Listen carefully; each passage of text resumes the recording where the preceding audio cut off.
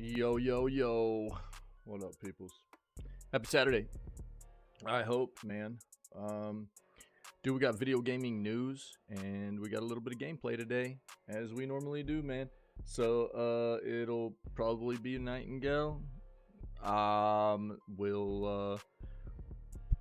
don't know. Unless we got community members that want to play something else for a little bit today, I'll probably just play Nightingale.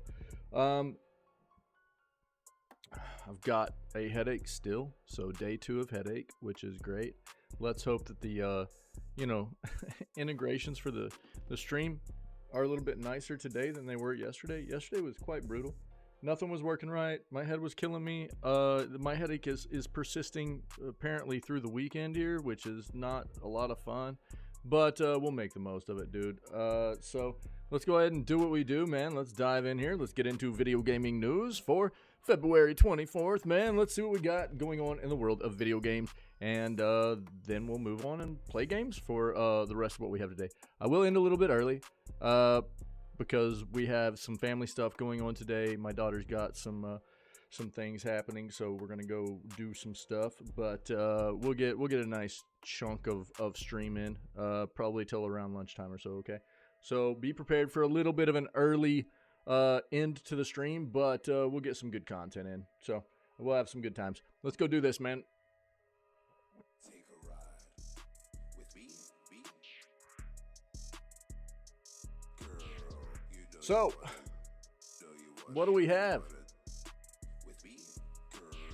Witcher 3 looks like a PlayStation 6 game, and this stunning graphics. What? PlayStation Bible. Or, Gaming Bible, I mean. I'll pass. Gaming Bible, such clickbait just all the time.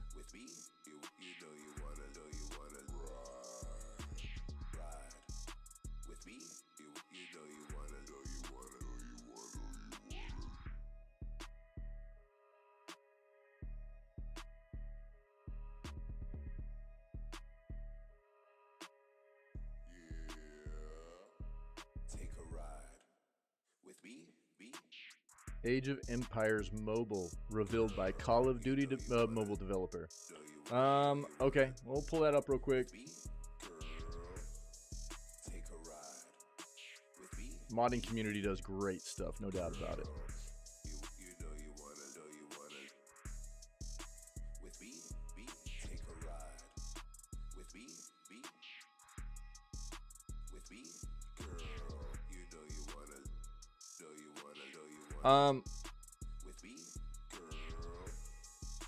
A reader is upset at the thought of video game exclusives becoming a thing of the past, worries it could mean the end of PlayStation.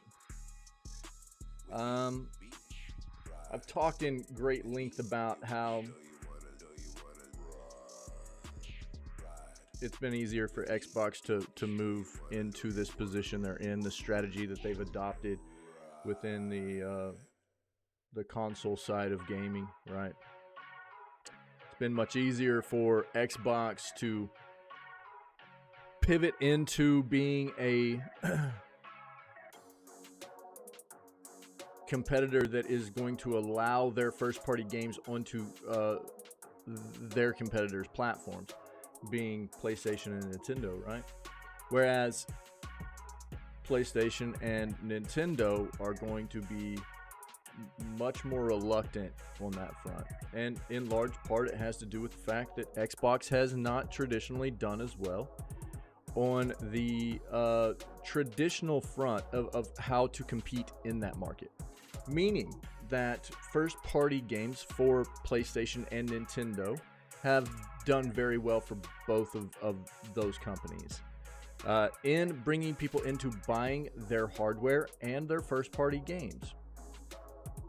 Whereas Xbox hasn't traditionally done as well. So when you take a look at historically how Xbox has always come up short, even on their hardware sales, they haven't made very much money, if any at all. Sometimes they've lost money on hardware. It's not really all that,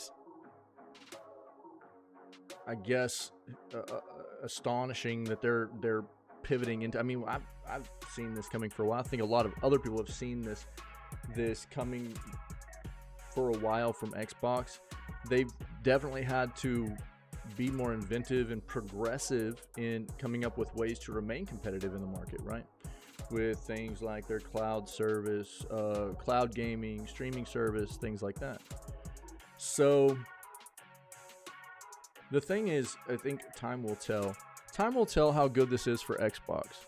If this strategy for them of releasing games onto other platforms turns out to be a very smart move, right? It'll be, I think, harder first for PlayStation to not follow suit. Nintendo would, it's very, very difficult for me to see Nintendo going that route, because Nintendo is so exclusive. They always have been, and it's been so good for them. And they have this like niche little bubble that they sit in that they can't really be touched, and they set themselves very well to compete on the console side in that fashion. So but I think that, you know, there is the potential. I can see a future where PlayStation would need to conform to what Xbox is doing, but it depends on how well this plays out for Xbox also, right? We've seen PlayStation kind of follow along with what Xbox has done in many ways with things they've come up with to remain competitive in the market, where PlayStation's like, oh, that's actually pretty smart, we should do that too, you know. But not, I mean, it's all these companies have their pros that they, you know, things they've come up with that other companies have tried to mimic and copy and emulate, but PlayStation and Nintendo definitely want things to stay traditional. And I could see you know, I can see a future where I think most of us as gamers, see, this is the thing.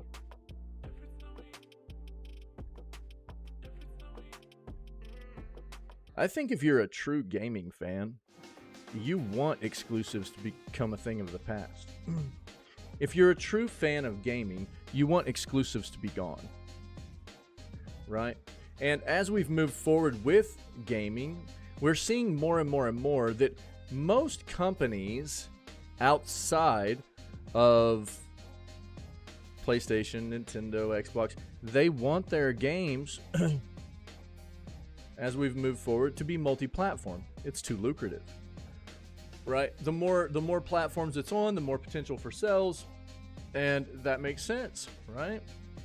It also, I mean, as a gamer, from my point of view, I mean, PC has stood out head and shoulders above console for roughly the past decade in terms of quality of life for consumers. And console does a lot of scummy things to their consumers. They don't provide quality of life in a lot of ways that PC does. And yeah, is the price point. There's always pros and cons to both sides. Price point can sometimes be a factor for getting into PC initially, but you know, in the long run, I think you save. And it's not nearly as expensive as it used to be. I think the handheld side of the PC market is becoming a nice segue for people to get into PC gaming and stuff like that at a lower price point. So, I mean, I think that when you look at it from the point of view of, it's weird that people have this notion of PlayStation's the best, or Xbox is the best, or Nintendo is the best, or, you know, it's you get these fans of a platform or fans of a, you know, company or whatever. And really, what is best for all of us as consumers is for exclusives to become a thing of the past. To be fair, competition's good, and even with Xbox, even if PlayStation was to release their games on other platforms, they would still be exclusive in the first place, just like Xbox is going to do. Xbox is still going to have exclusives. They're going to be exclusive to Xbox's platform in the first place. And you know, after a limited amount of exclusivity to bring people into Xbox's services and platform in the first place, then they will hit the other platforms, right? Somewhere probably around 8 months to a year, something like that. Depending on the how big the game is, right? Stuff like that. PlayStation would do the same thing if they went the same route. It's not like there wouldn't be exclusives. It would just be, you would start seeing God of War on Xbox, right? You would start seeing Spider-Man on Xbox. And it wouldn't mean the end of PlayStation. I think it would mean, you know, actually a much better world for us as game players, to be honest. Instead of trying to bait people into hardware, buying hardware, just on a few notable releases that are proprietary.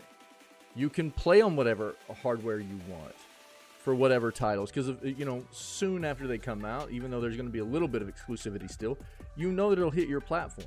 That's better for gamers as a whole. So I don't think it would mean the end of PlayStation. It just wouldn't be the PlayStation that you're a fan of or whatever. You know, it's like it wouldn't be the same PlayStation, right? And that's what they're scared of, it seems like.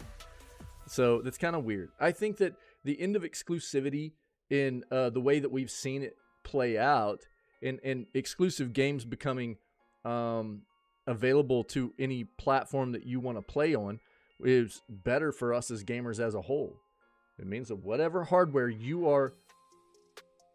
own, whatever hardware you want to play on, you can play those games eventually, which is great. That's not a bad thing. That's a good thing. That's a good thing. I don't know, man. It's weird to see people have this kind of notion that, and that doesn't mean that competition's going away either, right? This doesn't. People feel like PlayStation is not going to survive the future without video game exclusives. They're still going to be exclusives. That's not going away. They're going to release on other platforms eventually. So, I don't know. We can discuss that more if you guys want at some point, but I think it's a better world for us all the way around if exclusives head more along the lines of what Xbox is doing with them now. New behind the scenes video of Rise of the Ronin. Let's watch that. You don't know, boy genius. Yeah, here's everything we know or think we know. The new Nintendo hardware is slated to come out about a year from now. Yeah, Riot's fighting game got a terrible new name. I think this is called 2x KO or 2x KO. I don't know what they're calling it. It is a weird name. It is a weird name. But the game looks dope. We looked at it. We've looked at it numerous times. It was called Project L. And now it's been deemed 2x KO or 2x KO. I don't know. It is a weird name. I agree. It's not the first time we've seen a video game with a weird name, though, right? Triangle Strategy. Bravely Default. It goes on and on and on. Korea has fined Twitch for suspending services in the country.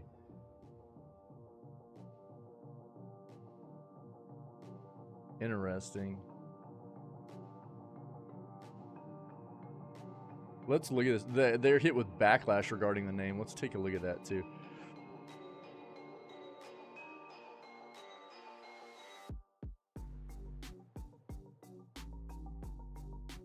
Oh, that's so terrible to see, dude. Modern Warfare 3 was the best-selling game for January of 2024. Look at this. Can we just take a beat here to talk about something here? Look at this, man.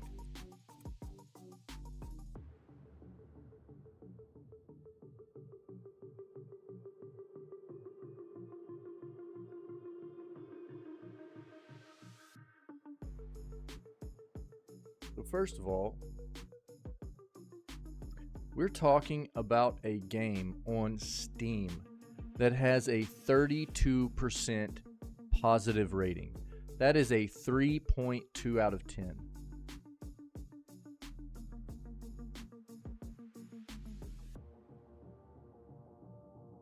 If that's not enough for you, let's look at this.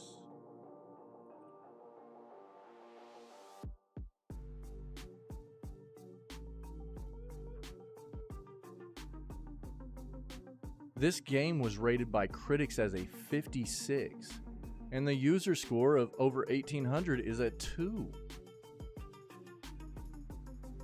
So it's not like the, so this is for PS5, right? All platforms. Xbox is a 61, PC's a 57, PS5's a 56. What a piece of trash. This game is reviewed terribly, but it was the second highest selling game of 2023, and it was not even out for 2 months. And then it's the highest selling game of the first month of the new year, and it's literal trash.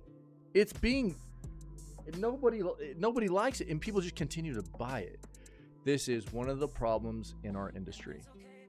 In this world that we love of video games, people continue to buy trash products, and it just exacerbates an issue, right?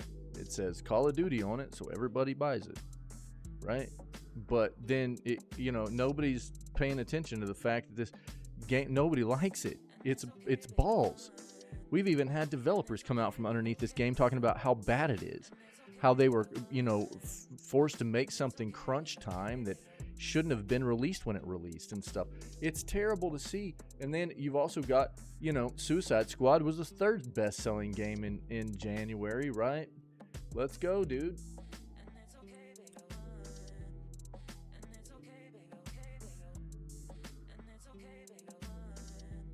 It's a flippin', 84 critics rated this game as a 60. Over 1,500 user ratings on Metacritic have it as a 3.7. Look, we knew this game wasn't going to be fantastic, right? There were too many indicators. And dude, there's just so many issues with what's happening in this industry, and exacerbating the issue of there's so much marketing being put in to hyping up people to buy these trash quality games that are just built around a universe that they know they can hype people up about. That's all it is. Nobody's, not enough people are paying attention to, what's actually happening here with, people are wasting their money on these products, dude. It's insane. And what this does is shows developers that they can continue to do this kind of thing. So you think Rocksteady is going to be done with making, something like, it's terrible to see too, because they were somebody that, a company that had been known for making the Batman Arkham games and had become beloved for them. And now this is the trash they're making, and they're going to do it again. Bet on that. They're going to do it again because it's made them money. That sucks. It's terrible. What a horrible thing, dude. Gross. Tekken's in there too, though, and Tekken's supposed to be a banger, so good for Tekken.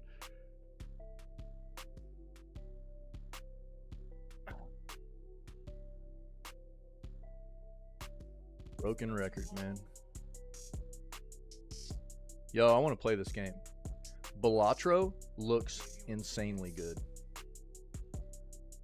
We actually saw, the first time we saw this trailer was during Next Fest on Steam, and we saw an article come out on like the second day of Steam Next Fest talking about Balatro, and it looked amazing. Where's that?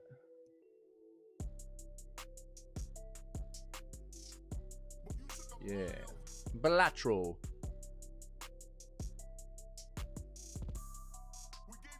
Just came out on the 20th, and it's already got over 6,000 reviews at 98% positive. This is looking really good.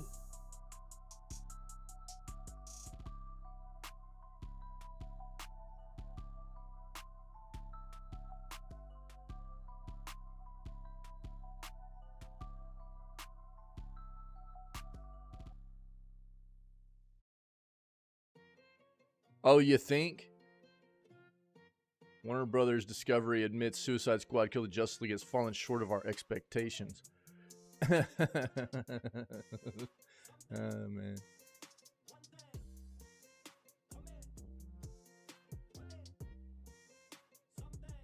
Yeah, let's look at VGC.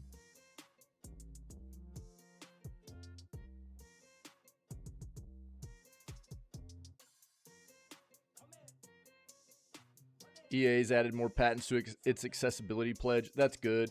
There's not a lot to dive into here. Patents are added, are submitted every single day by these big companies.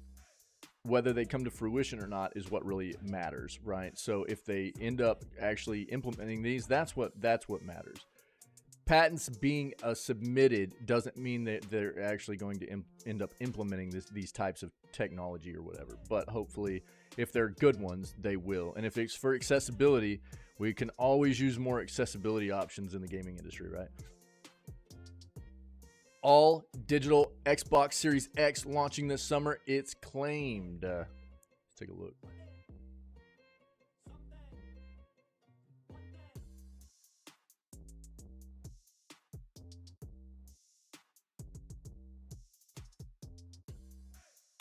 I just can't do it, dude, with Kevin Hart. I just can't. And we talked about this the other day. I love Jack Black.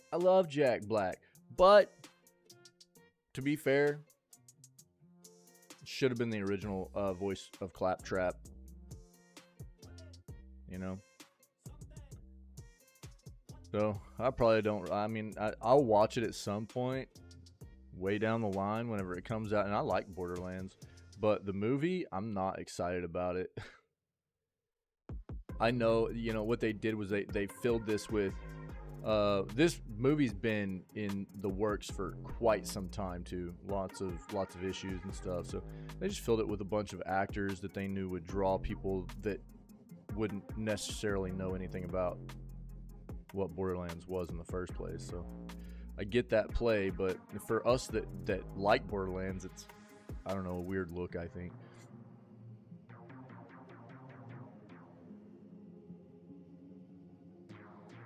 Yeah, we knew that.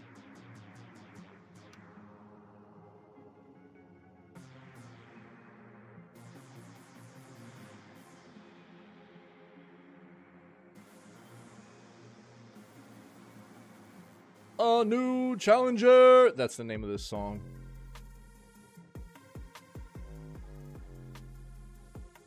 Jamming this morning, baby.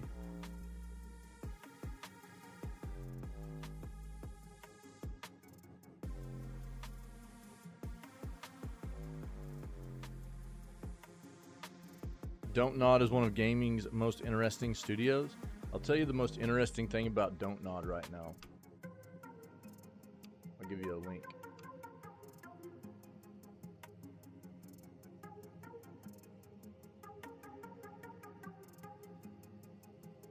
Here you go. This is the most interesting thing about Don't Nod right now. If you don't know who Don't Nod is as a developer, the most recent thing they did was Banisher's Ghosts of New Eden. Which is apparently a pretty good game, but apparently there are a lot of accusations of mismanagement, poor treatment of employees, things like that going on right now with that studio, and that's a bad look. Xbox free weekend includes Texas Chainsaw Massacre. Nice.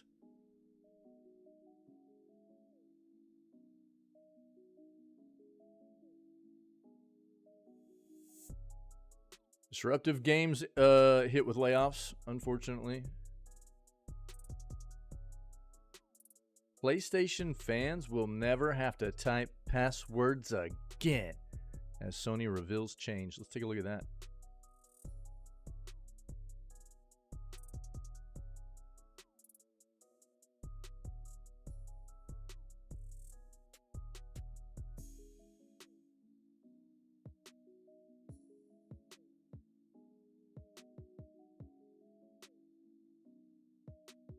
I disagree. I think this is going to be a preference. I've never been a fan of Kevin Hart's work, though, so it just does. He doesn't appeal to me in that role.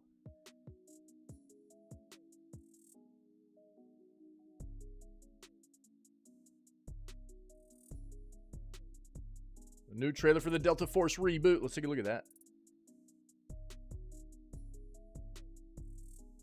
We talked about this yesterday.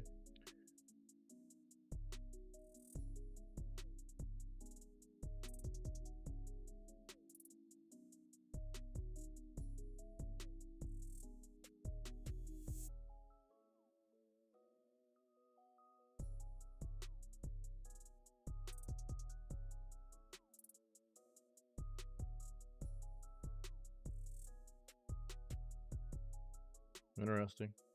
Looks like there's a code right now for Borderlands. Gets you 5 golden keys in multiple of their games right now. That's kind of cool. You know, if you're interested, you can go find that pretty easy with a Google search.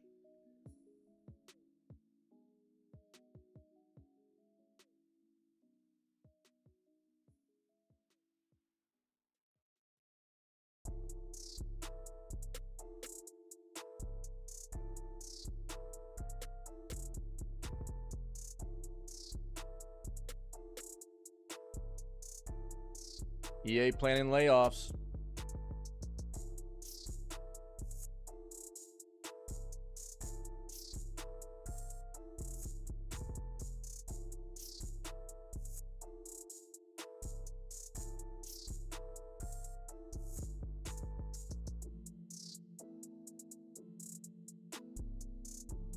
We talked about Mortal Kombat 1 getting a cross-play going on every platform besides the Switch, apparently.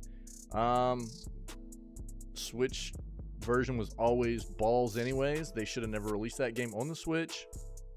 Anybody that got baited into buying that game on the Switch, sorry.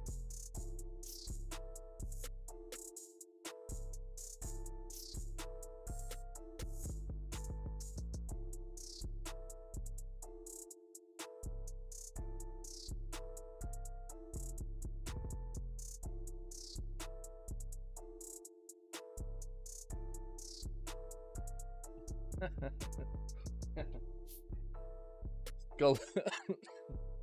Sorry. Skull and Bones review. The boat is visibly sinking. Yeah. Yep.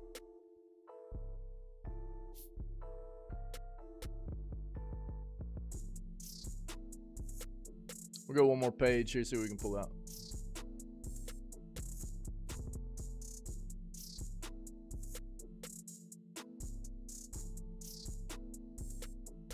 I linked to this yesterday. If you're interested, you can get in on playtest right now for Project L's, well, it's 2XKO is what the name of the game is now. But they're doing playtest, the League of Legends fighting game. It looks dope. The name's weird, but it looks dope. The game looks good.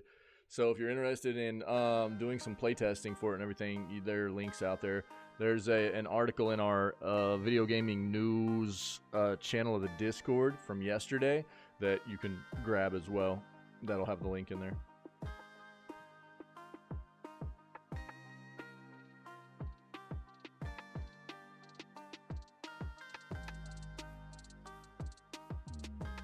We talked about this yesterday.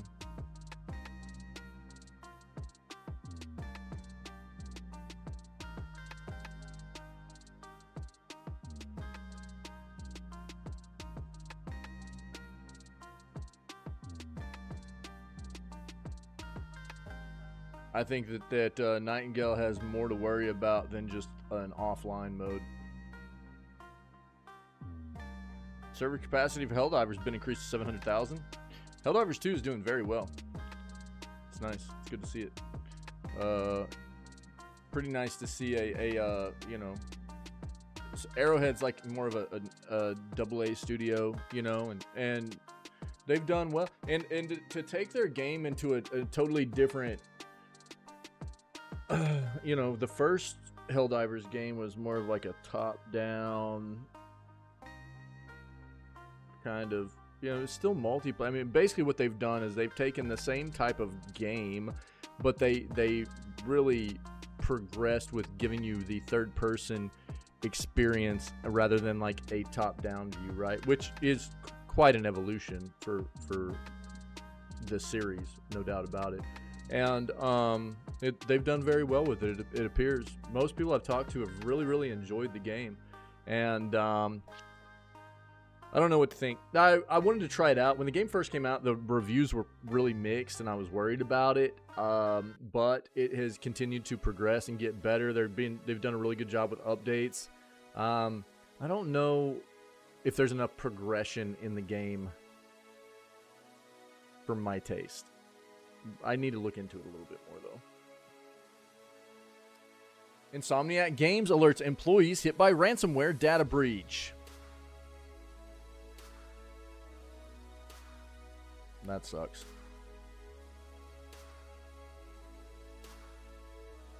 All right. Let's dive into these, man. Let's go.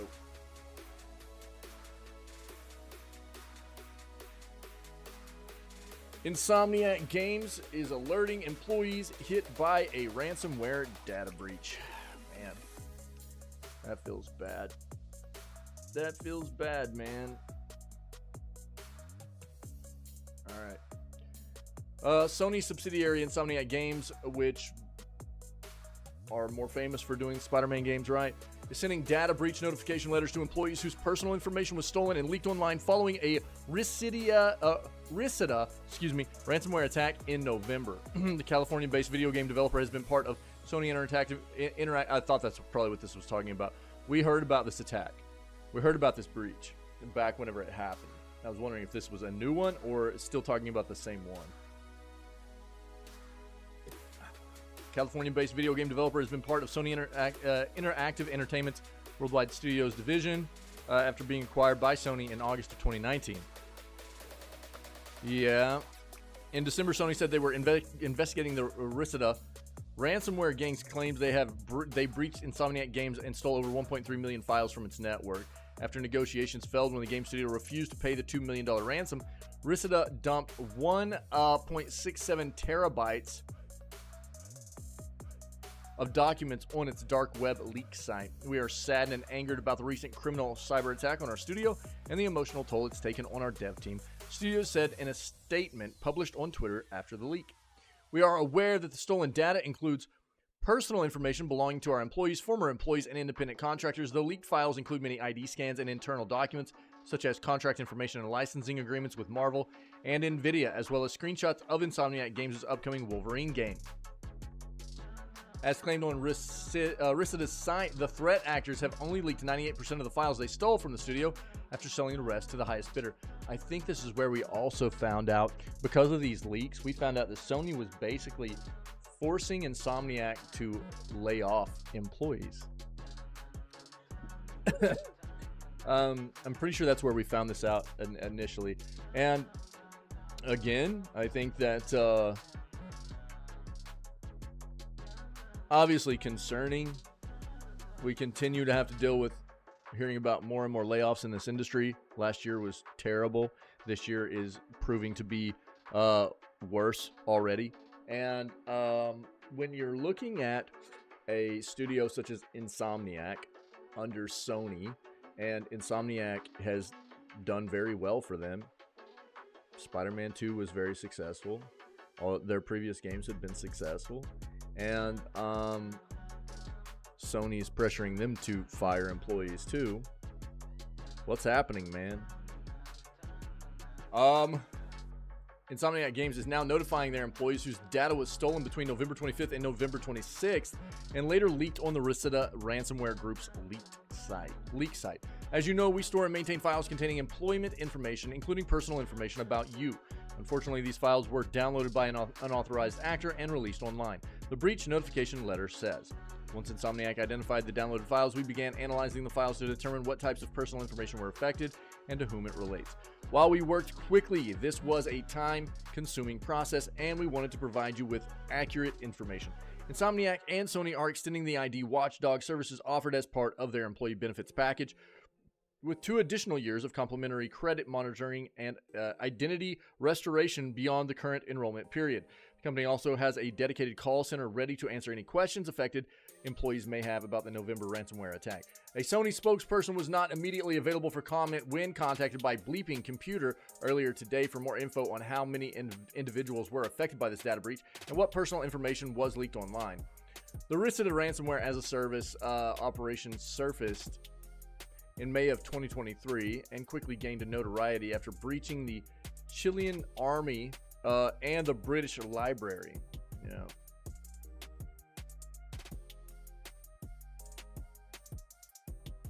Yeah. So not necessarily something that I was wondering if this was something new, but it's not. We were aware of this. They're just now notifying and specific employees that they can confirm had been affected by this data breach, right? Yeah. That feels bad though. EA planning layoffs after closing 2 mobile titles, report says. According to a new report from GamesIndustry.biz, EA is planning new layoffs that will affect a small number of staff after shutting down 2 mobile games. EA reportedly made the decision as a result of closing EA Sports MLB Tap Sports and F1 Mobile Racing. However, EA did not confirm exactly how many employees that the layoffs affected. EA gave some clear statements to GI.biz addressing the fans and the future of the game. The company said that this is a difficult decision and we know impacts passionate communities who have played and enjoyed these games, and we do not take it lightly. EA also said that we extend our thanks and appreciation to the MLB, MLBPA, One Team partners, and MLBPAA for their close and valuable partnership. This implies that EA may still have plans for another MLB game sometime in the future. Why do all the sports organizations... EA is so gross, dude. Jesus. Can we just get away from using EA for every single sports game, please? I mean, not everyone is done by EA. 2K gets to do some too, and they're just as good as EA.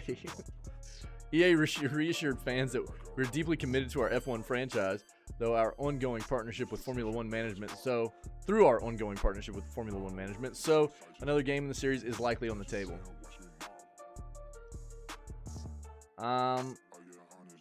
F1 Mobile Racing will end in-app purchases and app stores will remove the game. Fortunately, players can still use their in-game currency until May 24th. At that time, the game will become inaccessible. Disruptive Games, we have that one up next. Talk about this. Disruptive Games reportedly hit with layoffs as well. As first reported by game developer, a variety of posts on LinkedIn claim that Disruptive Games recently faced new layoffs. And they are an indie studio that contributed to titles like Diablo 2 Resurrected and Tony Hawk's Pro Skater 1 and 2.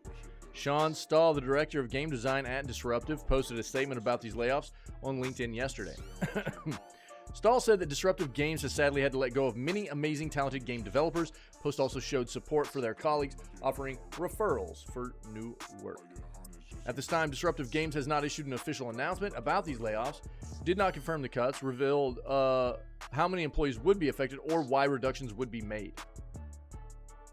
Aside from Stahl, other employees reportedly posted on LinkedIn saying that they were also affected by the layoffs.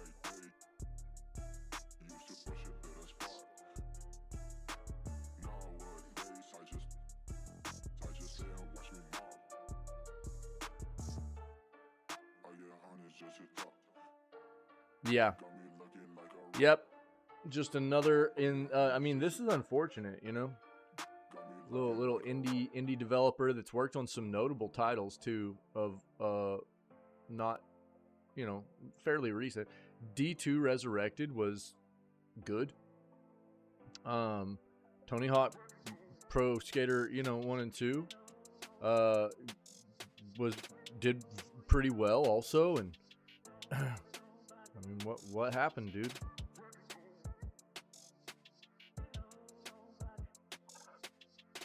It's just never gonna stop. It feels like it's wild. Warner Brothers says Suicide Squad: Kill the Justice League has fallen short of expectations. Big surprise. I called this one. I mean, here's the thing. I knew that this game wasn't going to meet gamers' expectations. Called that a long time ago. Consumers' expectations for what this product was going to bring to the table.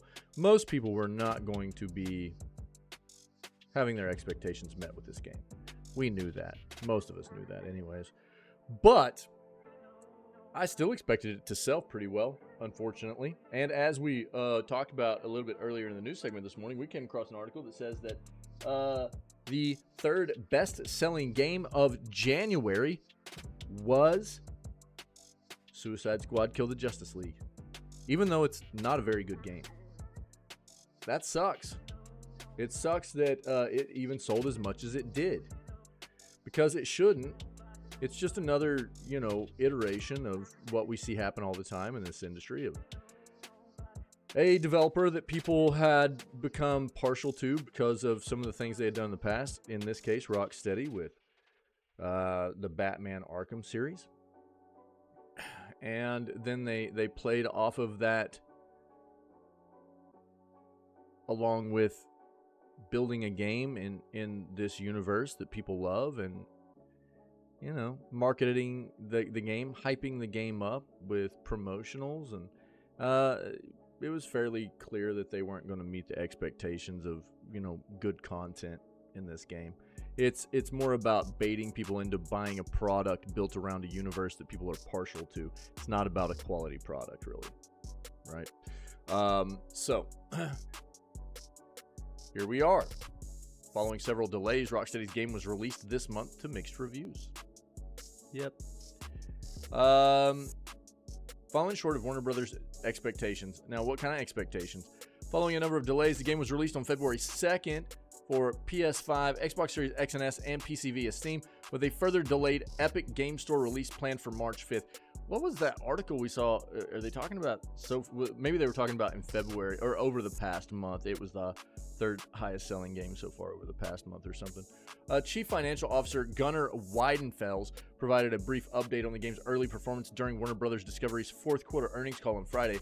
Quote, "We are lapping the release of Hogwarts Legacy in February last year, which saw the largest portion of its very positive financial impact in the first quarter," he said. "This year, Suicide Squad, one of our key video game releases in this year, has fallen short of our expectations since its release earlier in the quarter, setting our game's business up for a tough year-over-year comp in quarter one."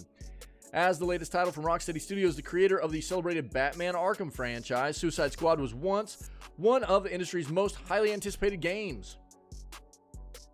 But enthusiasm for it seemingly waned during a protracted development cycle, which included some underwhelming pre-release showings and a backlash to its live service elements, which basically what this came down to was we found out they were releasing this game at a $70 price point, and it was riddled with monetization schemes.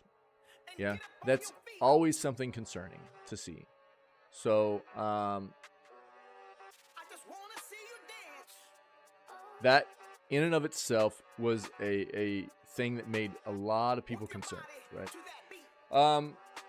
The game released to a mixed critical reception, earning it scores of 60 on consoles and 63 on PC on Metacritic, while its launch was negatively impacted by server issues and an auto-completion bug.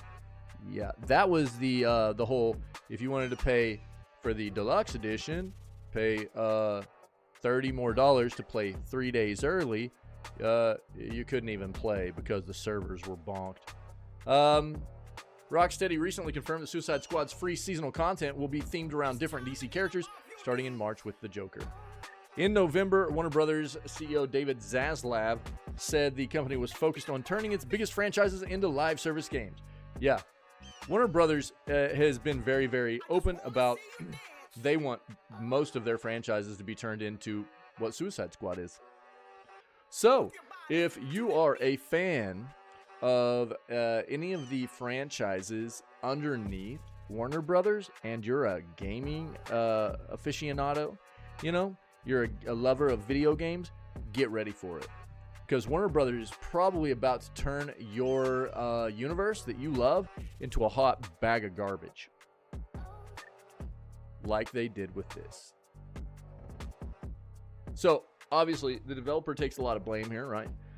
but Rocksteady is under WB, and Warner Brothers is going to play a part in to be blamed for what Suicide Squad turned out to be as a game as a service and all the monetization, you know.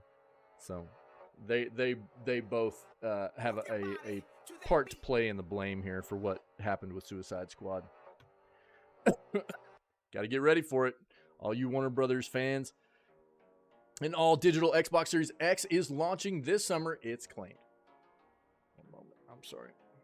What is this? Oh, okay. We're good. We're good. Microsoft could be getting ready to announce and release an all-digital version of the Xbox Series X console this summer. According to a claim from Xputer, Microsoft will be launching a white version of the console that doesn't feature a disk drive at some point either in June or July. Shouldn't be a real big surprise. Probably should have seen this coming, you know. The new version of the Xbox Series X, the report claims, will be all white and also have an improved heatsink. Never a bad thing. Recently, Xbox head Phil Spencer said that the company wasn't planning on phasing out physical games for its consoles. In his interview with Steven Titio, Spencer said that the company's strategy does not hinge on people moving all digital, and that getting rid of physical games was not a strategic thing for Xbox. But what you have to understand is that they have to be kind of nudging their company in the direction of a more digital front, right? Because that's inevitably where we're going to end up. Correct? So, as much as some people don't enjoy that notion, and as hard as it has been for the console side of the gaming market to embrace going digital, PC, we've been there for a long time, right? But seems like forever now. Console's been a lot harder, and there's reasons behind it, and a lot of them I understand, right? But it is inevitable. It's going to happen. And to be fair, as I've talked about before, Xbox and PlayStation need to switch to a different media type anyways. Discs are done. They're not big enough, right? Nintendo has the right idea. They went to cards, right? The SD cards, they have a much greater capacity, and you know, I think that was a smart move by Nintendo. The thing about it is it affects your backwards compatibility as well, right? But it's not like PlayStation and Xbox had done a phenomenal job at giving us backwards compatibility as a quality of life thing for their loyal consumers over the years, right? Xbox has been better about it, but they need to move away from disc. It's over. They're too small. The storage space on discs to put, you know, release physical games anymore, it's not there. It's not big enough. Big AAA games are too big. We've seen it happen already where developers are either saying we can't release, or we're not going to release physical because we don't want to have to print multiple discs. Or we've seen things like with, I think it was Jedi Survivor, the physical game still required like 50 gigs of download, which is weird. So what, you know, it's an odd thing, right? This isn't the first time a discless Series X console has been reported on. Yeah, during the FTC case for their acquisition of Activision Blizzard, we got some document leaks that talked about it. Yep. This was one of the things. Insider Gaming has yet to independently verify the claims of a new Xbox Series X console. This is so this isn't official, correct? This is information that needs to be taken with a grain of salt, if you will. Understand this is not official, and we can't rely on this as factual information until Microsoft comes out and tells us this is in fact some new hardware coming out for consumers. Okay.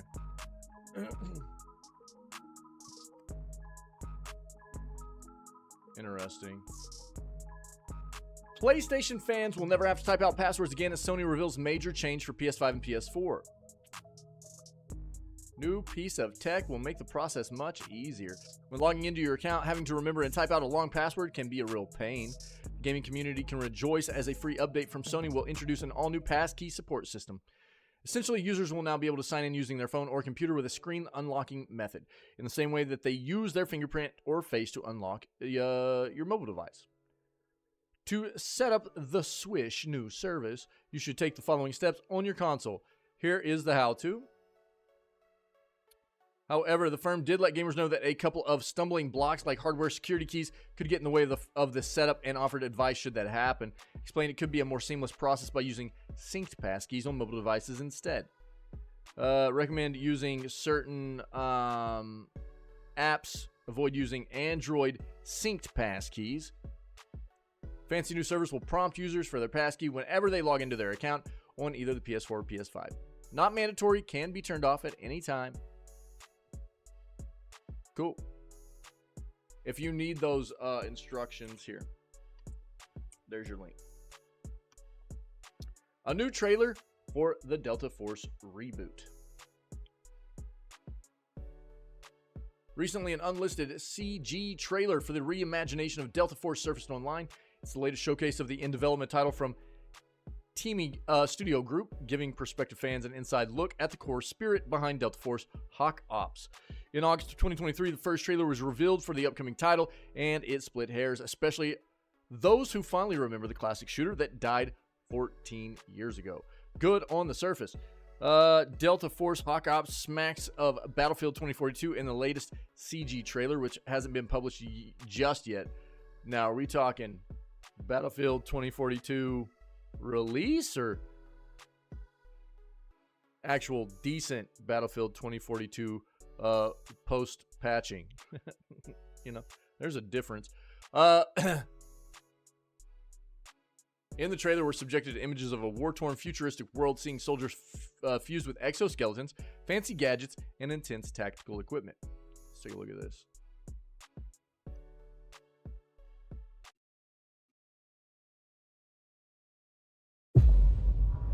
That was loud. Sorry. Looks like I've got a tally on the boys. Jock's on the ground, going into holding pattern.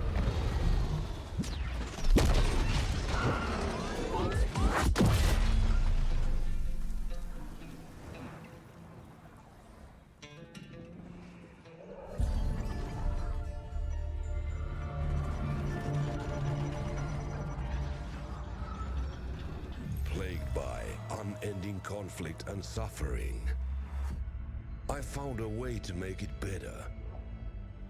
Progress, though, it comes with a cost. They weren't ready for me, for my plan and its ways. Fear drove them to rise against me. First with stones and pitchforks, now with more. They stole my blueprints, broke my lines of production, and cracked my foundation.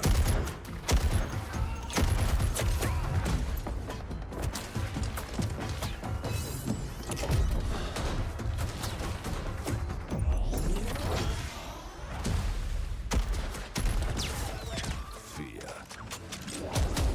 Primal fear clouded their minds. They did not see that this risk, these changes, were a path to prosperity. Balance must be pursued at all costs.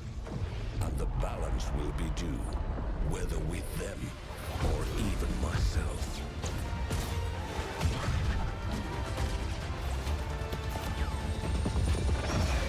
We are armed and ready. This is the moment. We shall rise. I mean, cool cinematic. You know, cool cinematic, man. Yeah. Combat looks fast-paced and violent, destructive elements, drones, kill streaks, vehicles, effectively as close to Battlefield as you could get without it being Battlefield. Coming to mobile platforms as well as PC, PlayStation, Xbox. I didn't see a lot of. Was there any actual gameplay in there? Teamy Studio Group is a subsidiary of Tencent, and up till now, the group has been responsible for working on Call of Duty Mobile, Honor of Kings, Arena of Valor, and Pokemon Unite, among others. I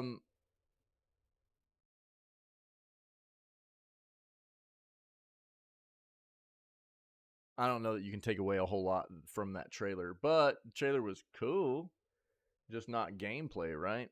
So, Age of Empires Mobile revealed by Call of Duty mobile developer. Interesting.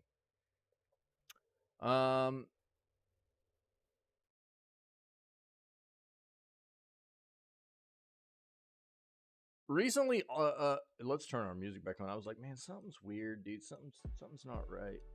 We're not jamming, dude. Recently, an all-new Age of Empires game was revealed by Teamy Studios. The developer behind Call of Duty Mobile, Honor of Kings, same studio we were just talking about, and Arena of Valor. It's a mobile game simply titled Age of Empires Mobile, and it's bringing everything that the legendary strategy series has to offer to handheld devices. In an interview with Games Radar, a producer working on the game, Robin Jin, I might have butchered that, hopefully I got it right, detailed the ambitious plan for Age of Empires Mobile. From the start, it was stressed, first and foremost, the plan from the start has always been to bring the strategy experience of a top-class franchise a broader audience on a mobile platform. In the interview with Games Radar, Robin explained that despite being a mobile game, Age of Empires Mobile will feature large-scale siege gameplay and historical hero commanders. There's an intelligent UI that makes it simple to control units on the battlefield, and there's a solid mix of single-player and multiplayer modes to flesh out the game. There are callbacks to previous Age of Empires titles, which should keep fans of the classic strategy franchise entertained and humored throughout. There was a final note that mentioned an upcoming beta for the game due to kick off soon on Apple and Android devices. Interesting. If you're a fan of Age of Empires, then you've got a mobile game coming your way too. That's cool. And we're jamming. All right. Check out the new Rise of the Ronin gameplay in new behind-the-scenes video. Let's just watch this real quick. We've been seeing things about Rise of the Ronin quite often here lately. I mean, it's being promoted. It's coming out before too long, and therefore the hype is building behind it. But let's take a look at this. Let's watch this. Rated M for mature. Jesus. Okay, this is a bit of a video here, but we'll stick with it. Let's watch this.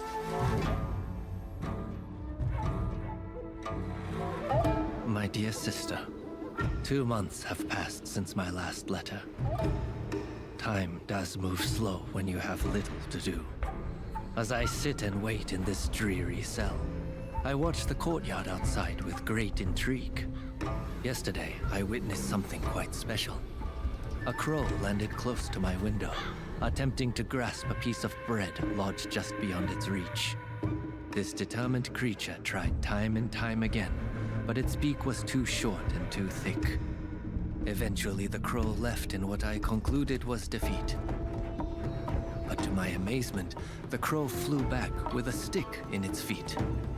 This cunning bird used the stick to dislodge the food and fly away with its prize. I want a crow. A small victory, but it reminded me of our struggle, and that we must adapt if our plan is to succeed. Some may shun the Outsiders' weapons and tactics. They actually seem like really but we cannot cool be afraid to pets. embrace them in pursuit of our goals. Spread the word to our allies. We must be like the crow. We must be like the crow.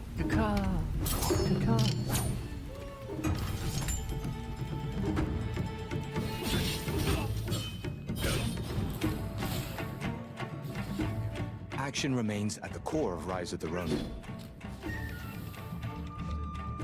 It is the culmination of our previous work on action That guy games had as a Team Ninja. great set of hair. Look at that head of hair. Good night.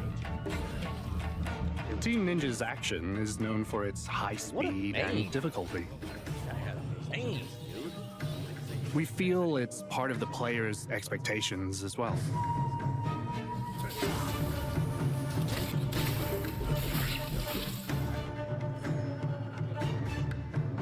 There's the importance of action in gameplay. And the power of authenticity you get from a period drama story. Let's fight!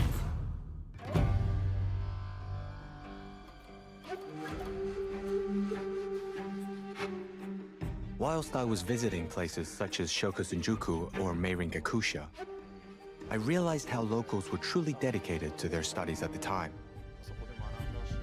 By the way, the new Avatar show is a banger, dude. There were plenty of academic you guys manuals, haven't watched it, including I'm research sorry, on the dude. Dutch and I've been, Occidental weaponry. I couldn't sleep last night for quite a bit because of my head is still At a hurting time when for, Japan like, was 2 days straight isolated now. and people couldn't And, access any I information watched a from lot the of rest of the world, Avatar it because I was couldn't incredible to sleep. see the amount of foreign And, it's information, really worldly good. cultures, and teachings they were studying.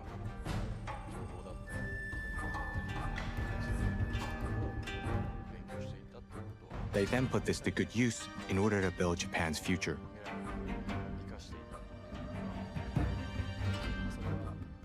I believe we managed to convey that in Rise of the Ronin as well.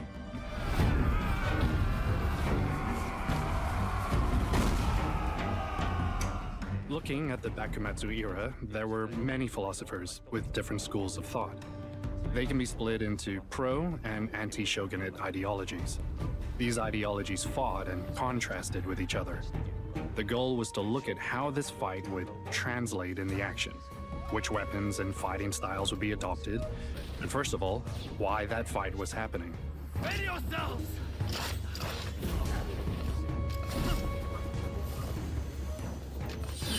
We looked at each personality, along with the choice of weapon, and worked out how to make these battles authentic within Ronin. The more we researched, the more we found. The Munen star and the Hokushinto star as well demonstrated how these people lived their life through the katana, how it was their weapon of choice. It was here where we really felt the power of history. From that period, as we moved towards the modern era, weaponry changed. For example, handguns were introduced. We had to think how to integrate them and balance the use of them with close combat. Which meant we had to develop gameplay that incorporated both close combat The combat and looks ranged good. attacks. Bayonet was a logical addition when we thought of developing new weapons for Ronin.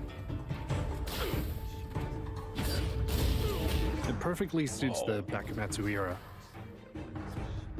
We dedicated time to Why was working that on enemy adding just new gimmicks watching in him the do fighting that, though? actions. That's something.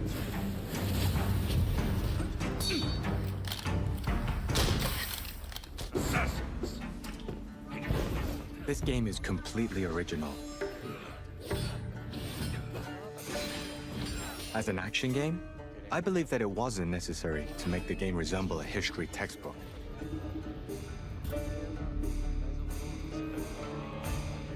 It was about creating a reality that was totally plausible in Rise of the Ronin's universe.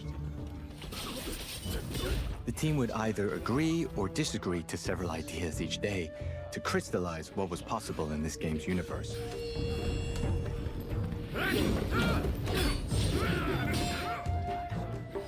When it comes to action, Dude, was he wearing first a I look fedora? at something that is That humanly was sick. possible.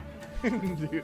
Actions He you are just- able to He achieve was like through all exercise samurai and out, but training. wearing like a fedora. That was awesome. This is the action that I wanted to make, He rather than looked- people he just looked flying like around. like a crime boss. I wanted like to explore what is gangster, possible for humans samurai. to achieve That was awesome. after long years of dedicated training.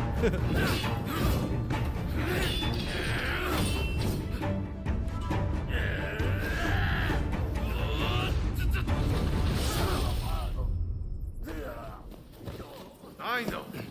Tag along with me, will you?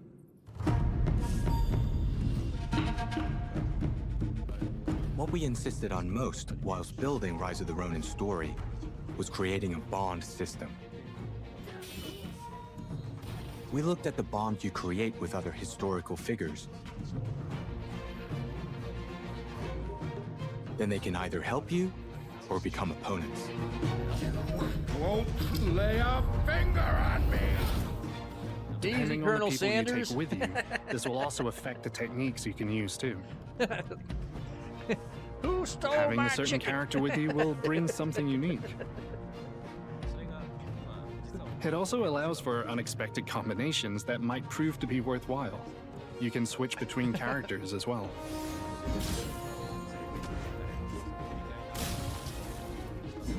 It was a lot of work to create the system, but it was definitely the right thing to do.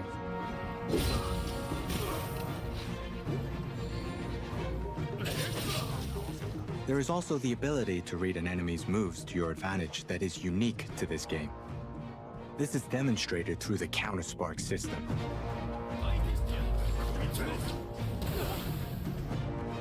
Actions used based on the opponent's moves. It needs to be used with precise timing. And you have to be able to predict your enemy's moves.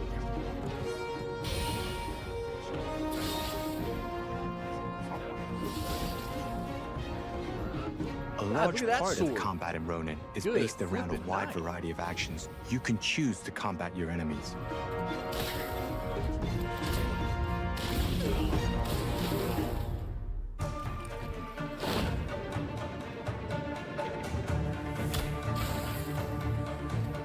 It was essential for us, the Yo, I player, bet get the positive mounting- feelings the- from the the action, mounting- to look feel the very battles, carefully. and The for the mount enemy system's actions to look probably cool. way better than Breath of the Wild. You know what I mean? However, Or as we Witcher, set the stage for the for that game matter. and built its story, the period drama aspect was a strong Man, element that we we're always crawling out kept of in the mind. woodwork now. You shut your blasphemous mouth.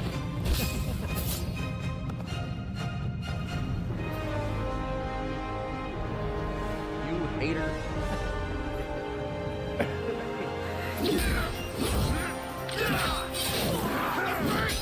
This nation is in your hands!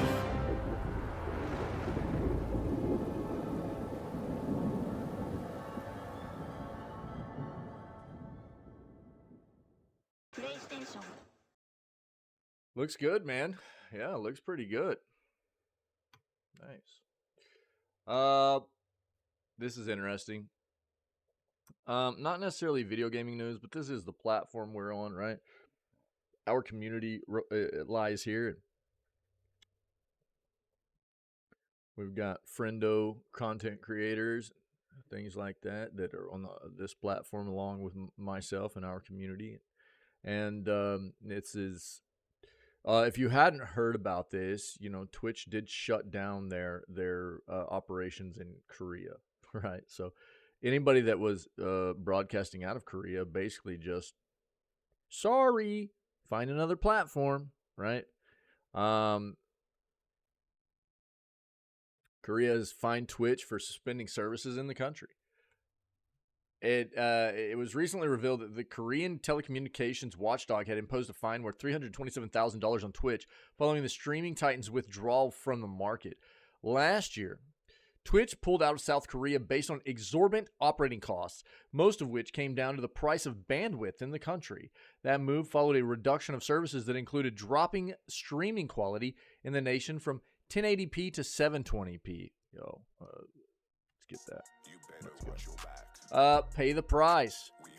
Ironically, Twitch's decision to abandon South Korea to save costs has ended up costing the company hundreds of thousands of dollars, but that's business.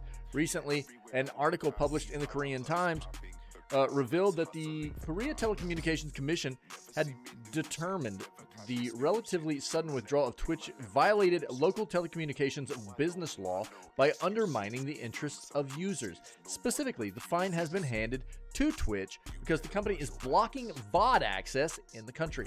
Twitch cited confidentiality obligations when presented by the KTC to provide justifiable reasons for initially limiting the maximum viewing quality in South Korea.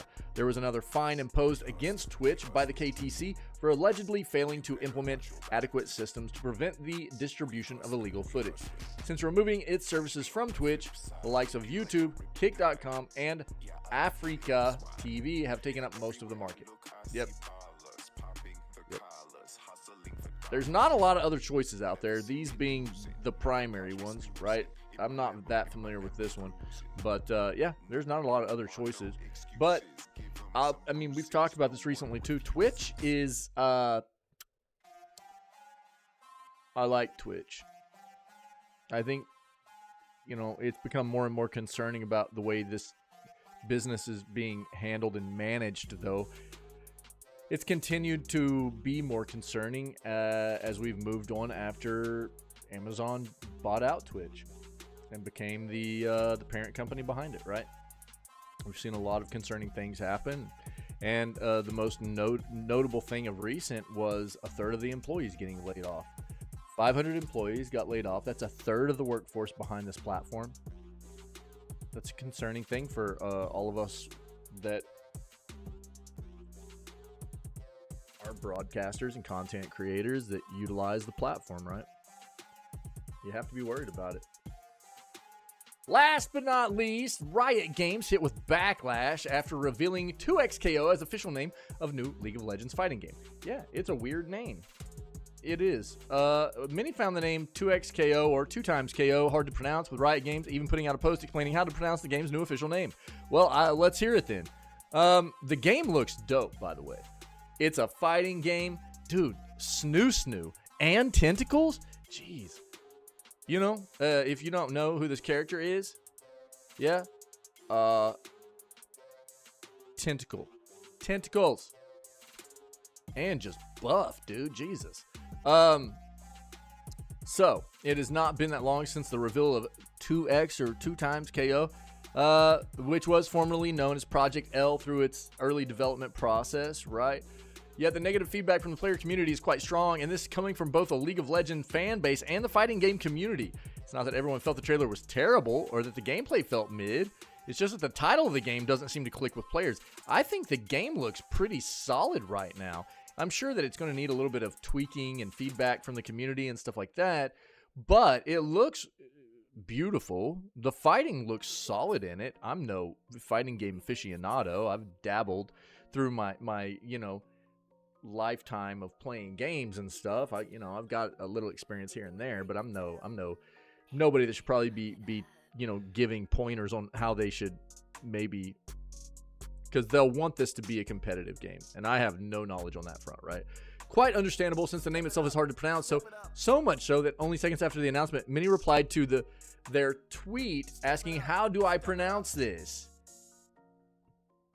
The reply was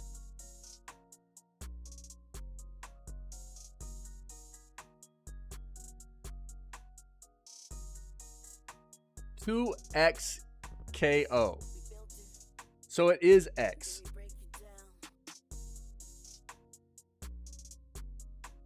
Okay. So not 2 times, it's 2XKO. I was wondering, whenever you have a video game title and the people are not exactly sure how you say it, I think you failed. Anime and fighting game content creator Globku said in a YouTube video. Everyone should just decide to call it Double Knockout instead, then act confused when people try and correct it. Yeah, that would be funny. We can safely say that absolutely none on this planet predicted this name. Nope. Absolutely. We were talking about yesterday, like, you know, weird names for games and stuff is becoming more and more prominent. You know, this is definitely another one to throw into that hat. Whoever thought of this name really didn't think through the language barrier, since spelt as pronounced would be different across languages. Yeah. League of Legends content creator Necrit was surprised by everyone's reaction to the name and everyone's confusion as to how it's pronounced. "I did not have a flood of people asking about pronunciation on my bingo card," he wrote. "Some from the FGC fighting game community were just as confused with the name. Real talk. If you have to go out of your way to state this, then the name probably needs a revision." I was actually wondering if they're going to end up renaming this. It's a weird name. 2XKO's announcement gathered so much backlash that there were even some quite hilarious reactions to the new name. Yeah.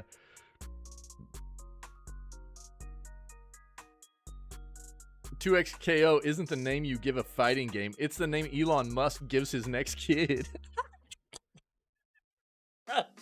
Bro, that is an absolutely fire tweet right there, dude.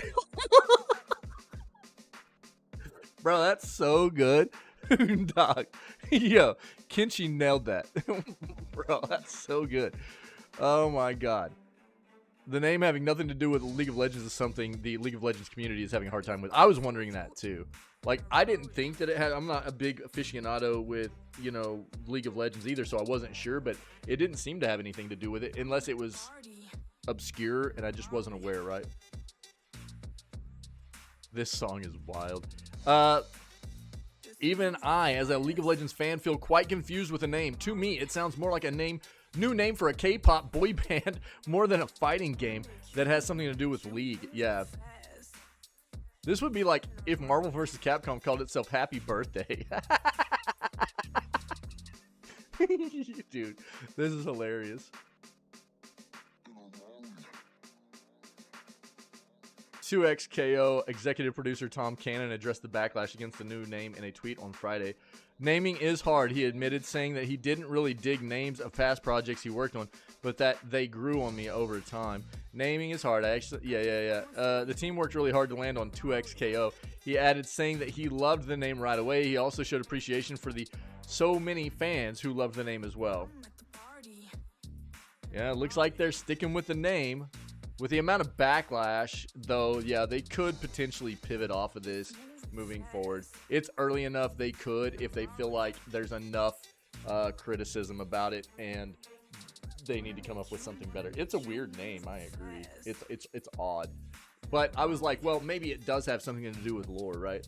And if it did have something to do with the lore or you know, the League of Legends universe or whatever that I just wasn't aware of, I felt like maybe that was the case, but apparently not. So kind of weird, man. That's the news, my dudes. Happy Saturday. Thank you for being here and being a part of what we do, man. We're gonna finish this up now and we're gonna move on and do some video game play. Cool.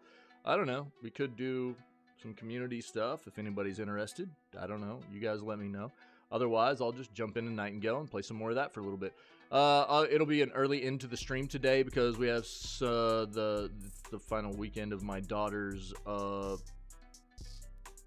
play that she's a part of and everything. So it'll be an early end to the stream today. So about lunchtime, I'll be popping out of here. But we've got a good, probably 4 hours around that we can get some gameplay in, and we'll have a good time with that. And as always, thanks to everybody that was a part of the news segment this morning, everybody that always participates in what we do here as a community, and we'll go play some games. Anybody that's seeing this now or later on as VOD, if you're not familiar with what we do, we always start off every single stream. We're live 6 days a week, beginning at roughly 6 a.m. CST CDT, always starting with video gaming news, trying to stay current with what's happening in the industry, promote a healthier industry for us as enthusiasts of video games, and consumers of video games. If you can dig that, come be a part of it, man. We're always trying to have great conversations around these things that are happening in the industry, and it's great to have more point of views than just what I'm always going to come up with, man.